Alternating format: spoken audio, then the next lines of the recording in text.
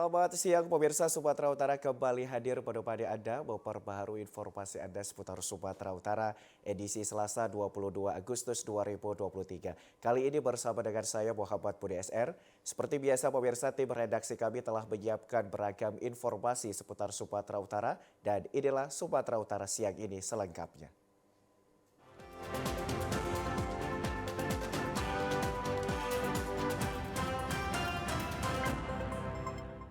Pemirsa, informasi siang ini diawali dari Polres Asahan menggerebek lokasi perjudian di kantor OKP, Komplek Geraha Kisaran, Kabupaten Asahan.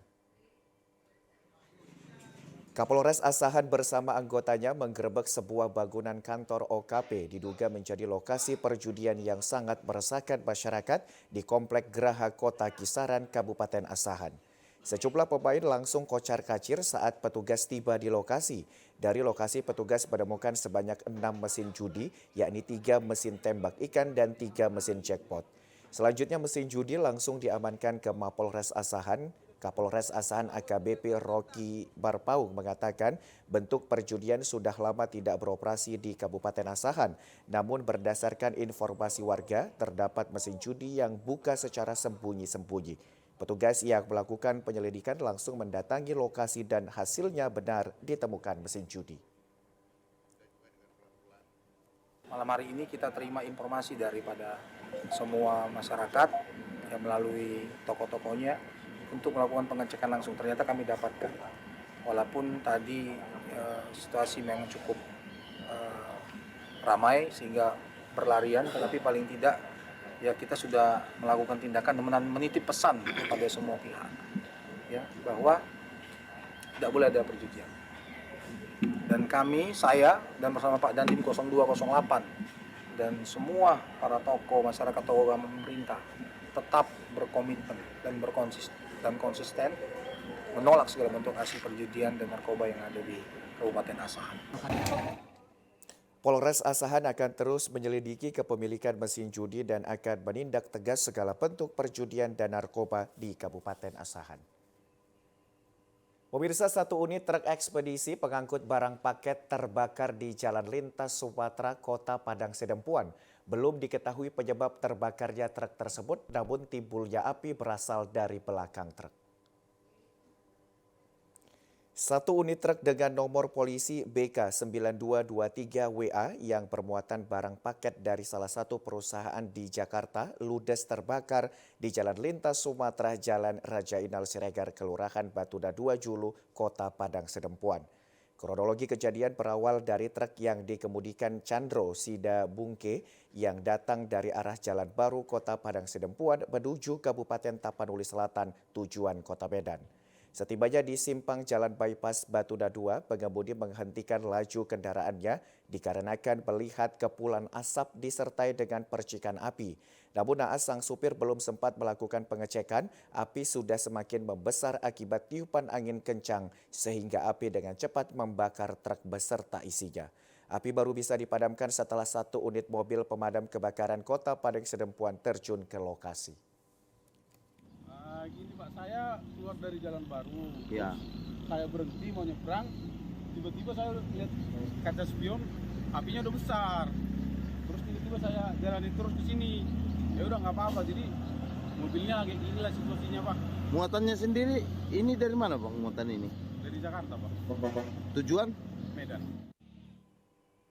Kepolisian Polres Padang Sidempuan turun ke lokasi guna melakukan olah TKP dan penyelidikan penyebab terbakarnya truk bermuatan paket tersebut. Tidak ada korban jiwa dalam peristiwa tersebut, namun kerugian ditaksir mencapai ratusan juta rupiah. Pemirsa, masyarakat melakukan aksi protes mandi lumpur dan mencuci sepeda motor karena kecewa jalan di Jalan Desa Silobaru dan Pematang Sebaru, Kabupaten Asahan tidak kunjung diperbaiki selama bertahun-tahun. Sejumlah masyarakat aksi mandi lumpur dan cuci sepeda motor menunjukkan sikap protes dan kecewa kepada pemerintah dikarenakan jalan penghubung Desa Silobaru dan Pematang Sebaru tak kunjung diperbaiki sepanjang 10 km rusak parah seperti kubangan kerbau. Aksi mandi lumpur ini dilakukan warga bentuk kekecewaannya terhadap pemerintah daerah maupun Gubernur Sumatera Utara yang tak kunjung memperbaiki akses jalan mereka. Beberapa titik terlihat lubang besar digenangi air lumpur setinggi lutut orang dewasa, membuat akses jalan terganggu, baik itu akses perekonomian maupun akses pendidikan yang membuat susahnya anak-anak sekolah melintas di jalan tersebut setiap harinya serta para pengendara lainnya. Kekesalan warga tak terbendung sehingga melakukan aksi mandi lumpur dengan harapan Gubernur Sumatera Utara memperbaiki jalan di desa tersebut. Salah seorang koordinator aksi spontanitas mandi lumpur tersebut, Tuah Haryadi, mengatakan jalan yang dilintasinya setiap hari merupakan jalan penghubung desanya yang sudah lama tak tersentuh pembangunan sehingga rusak parah untuk dilintasi. Udah lama kan lah bang. Ini dari aku SD bang, nggak pernah bobo ini bang. Ini jalan kami dari desa Silobaru sampai menuju sampai Pematang Sebaru. Tak pernah dibawa ini bang, udah lama kali bang. Karena kami kecewa kali bang sama pemerintah ini. Jangan kami tuh abang lah kayak gini ha, nggak pernah dibawa. Baru bang kayak gini jadi kurang. Harapannya untuk pemerintah supaya diperbaiki lah jalan kami. Jadi susah bang untuk anak sekolah, akses orang sakit maupun akses yang lain bang. Udah hampir 10 tahun kurang lebih, kurang nggak? Kok panas kering lah memang. Tapi juga iya, abu, panas abu. Kalau misalnya sedang hujan Pak, lagi musim hujan? Beginilah keadaannya. Berapa kilometer Pak rusak jalan di sini Pak? Lebih kurang 4. Apa dia? Ya. 4 kilo.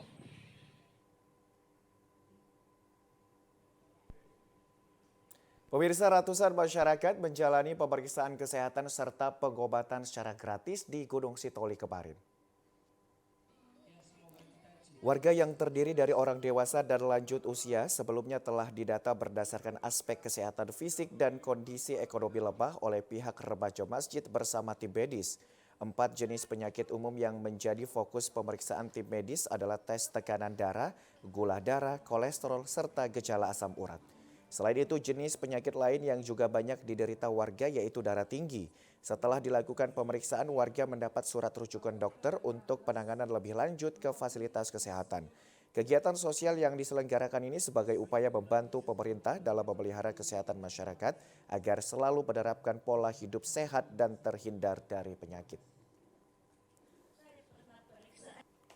Merasa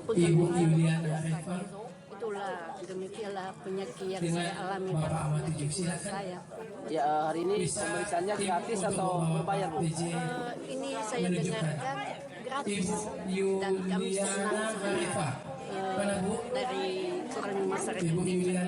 Selama ini pernah berobat kemana saja Bu? Dan pernah saya berobat ke dokter dan saya diperiksa pernah saya 600 lebih minyak gula saya. Itulah. Petugas medis memberikan edukasi kesehatan termasuk teknik memilih pola makanan dari bahan alami dan higienis serta menghimbau warga untuk membatasi mengonsumsi makanan siap saji. Pemirsa, Wakil Wali Kota Sibolga kesal dan kecewa atas kinerja pihak rekanan dalam pengerjaan proyek rehab ruangan Rumah Sakit Umum Kota Sibolga yang kurang maksimal. Wakil Wali Kota Sibolga meminta pihak rekanan 2 diantaranya CV Bintang Tuntas dan CV Tripani cepat tuntas segera memperbaiki sistem kerjanya dalam menyelesaikan pengerjaan proyek senilai 22 miliar rupiah lebih yang bersumber dari APBD Kota Sibolga agar tidak terus berimbas pada pelayanan rumah sakit kepada masyarakat.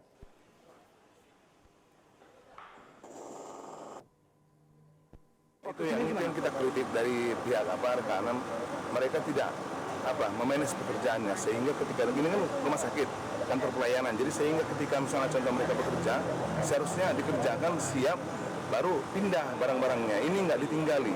Nah ini yang kita kritik ke mereka untuk merubah kembali proses bagaimana mereka mengerjakan proyek tersebut biar bisa semua sama-sama bekerja gitu, bila perlu dipakai shift malam. Sementara itu, Direktur Rumah Sakit Umum Kota Sibolga juga menyampaikan keluhannya atas sikap rekanan yang bekerja tanpa memperdulikan aktivitas pelayanan rumah sakit. Ya, kalau dikatakan terganggu terganggu di dalam hal kita melakukan pelayanan yang ada di rumah sakit. Kalau misalkan pelayanan di rumah sakit ini kan dia lebih maksimal dan lebih optimal. Akibat pengerjaan proyek yang kurang maksimal, terlihat barang-barang penunjang aktivitas petugas di Rumah Sakit Umum Kota Sibolga menumpuk. Bahkan sejumlah petugas rumah sakit terlihat ada yang melayani masyarakat di depan pintu masuk rumah sakit.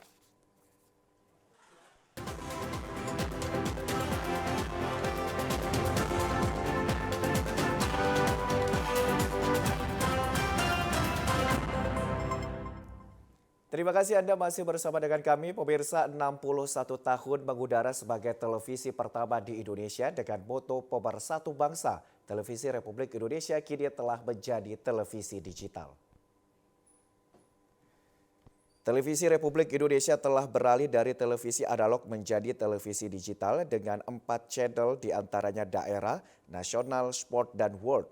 Tanggapan mahasiswa dari salah satu universitas di Kota Medan, Christian, mengatakan 4 program unggulan televisi Republik Indonesia sangat menambah wawasan bagi masyarakat umum. Sekarang ini udah di era digital dia, apalagi saya tahu ada 4 program ya Bang. Ada 4 program unggulan mulai dari itu nasional, sport, dan 2 lagi sangat mendukung, apalagi ada TV daerah juga kan Bang. Itu sangat nambah wawasan pemberitaan bagi kami lah Bang, masyarakat umum. Nah, harapannya seperti apa Bang ke depannya Bang? Harapan kami Bang ke depannya agar lebih ditingkatkan lagi dari segi pemberitaan sudah bagus, tapi kalau bisa menjadi kualitasnya lebih baik lagi, tapi udah ada perubahan kok, semakin mantap. Oh ya, buat TVRI selamat ulang tahun ke 61 tahun. Semoga menjadi media pemberitaan yang terdepan, terbest untuk masyarakat kita Indonesia. Sukses terus, jaya terus. Kapolsek Sunggal Kompol Chandra Yuda Pradata menuturkan transformasi televisi analog ke digital membuat televisi Republik Indonesia memudahkan masyarakat mendapat sebuah informasi. Beralih dari analog ke digital, alhamdulillah bisa dirasakan oleh warga masyarakat, khususnya di Sunggal, yang mana kita ketahui kualitas gambar lebih baik, suara lebih jernih, gambar juga berkualitas HD tentunya, ya kan, memudahkan kita untuk lebih menikmati siaran TVRI ini, dan juga memberikan layanan informasi dan edukasi serta banyaknya pilihan channel seperti rubrik daerah, kemudian nasional, sport, dan juga rubrik dunia, yang mana kita sebagai pemirsanya TVRI dapat memilih channel tersebut. Kasipenkum Kejaksaan Tinggi Sumatera Utara, Yos Atarigan, berharap kepada televisi yang juga bagian dari sejarah Indonesia dapat berkontribusi untuk pembangunan bangsa Indonesia. Selamat ulang tahun yang ke-61 kepada TVRI, Televisi Republik Indonesia. Dalam ulang tahun yang ke-61, kita ketahui bahwa TVRI adalah bagian dari sejarah perjuangan bangsa Indonesia, baik dalam masa kemerdekaan dan masa pembangunan. Harapan kami dari Kejaksaan Tinggi Sumatera Utara agar TVRI semakin maju dan sukses, dan tentunya dapat berkontribusi dalam pembangunan bangsa dan negara, khususnya dalam memberikan pemberitaan dan informasi kepada masyarakat. Dengan bertambahnya usia ke-61 tahun ini, Televisi Republik Indonesia mendekatkan diri kepada pemirsa bahwa TVRI sudah berubah. Pada era digital ini, TVRI sudah dapat dinikmati oleh masyarakat luas dengan gambar yang lebih bersih, suara yang lebih jernih, dan teknologi lebih canggih. Pemirsa, sebagai wujud nyata kepedulian terhadap penyandang disabilitas, Kejaksaan Tinggi Sumatera Utara melakukan penyuluhan hukum pada sejumlah sekolah luar biasa di Kota Medan kemarin. Penyuluhan hukum terus dilakukan ke sejumlah sekolah, kampus, dan instansi lainnya oleh Kejaksaan Tinggi Sumatera Utara.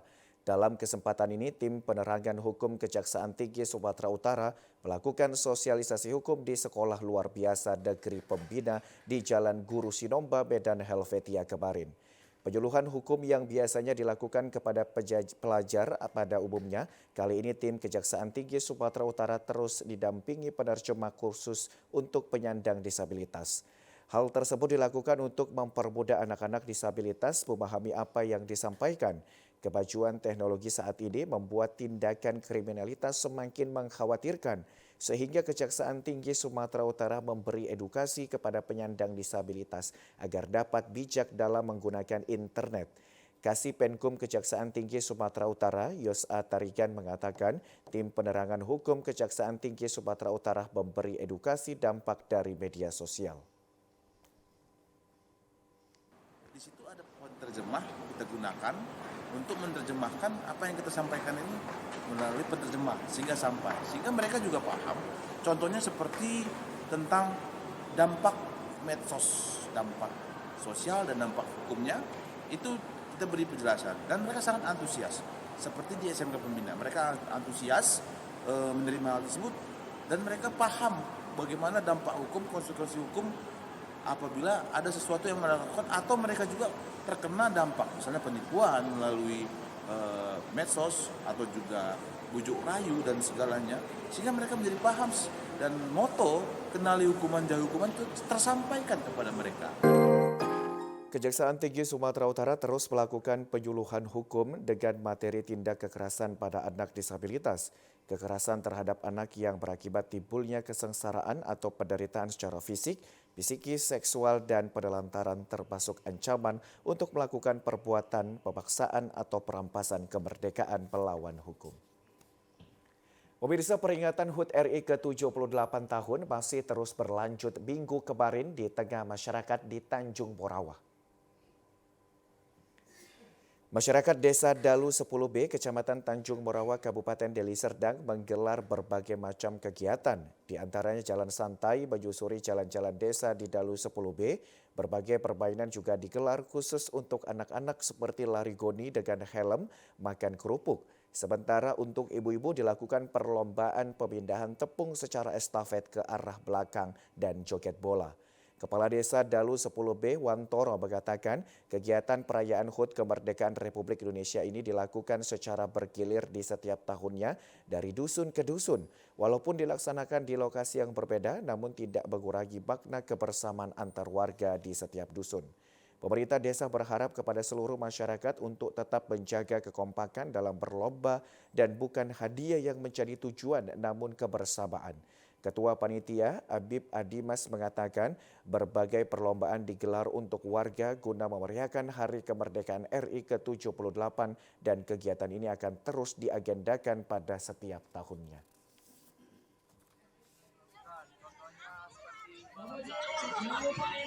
Balap goni pakai helm, estafet kerdus, buatan bola dari kerdus, dan banyak lagi. Nanti bakal kita buat kegiatan-kegiatan lebih seru lainnya untuk mengharumkan nama Dusun 2 di Dalu 10B ini.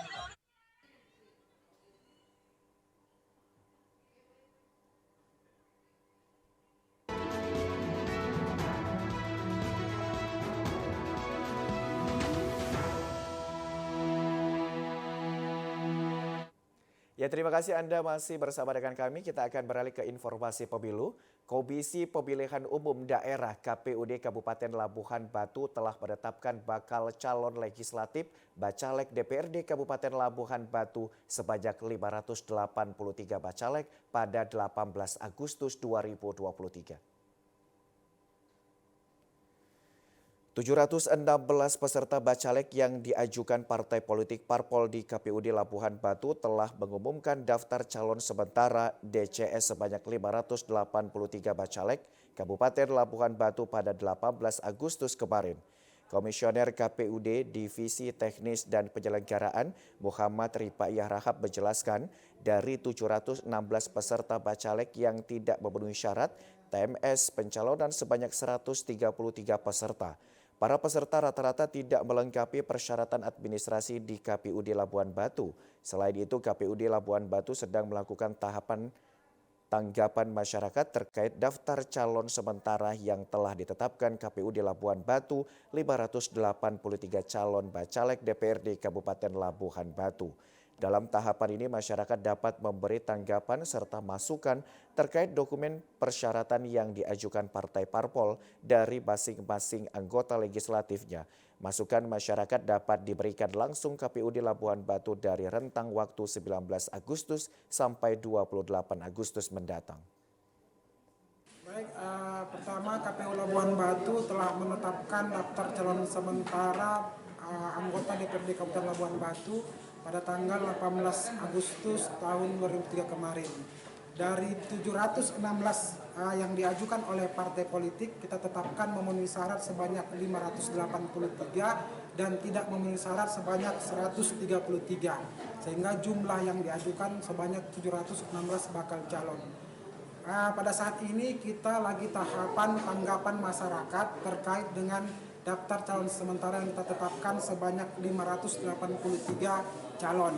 Selanjutnya masyarakat dapat memberikan masukan dan tanggapan terkait dengan dokumen persyaratan yang diajukan partai politik dari masing-masing calon anggota legislatifnya.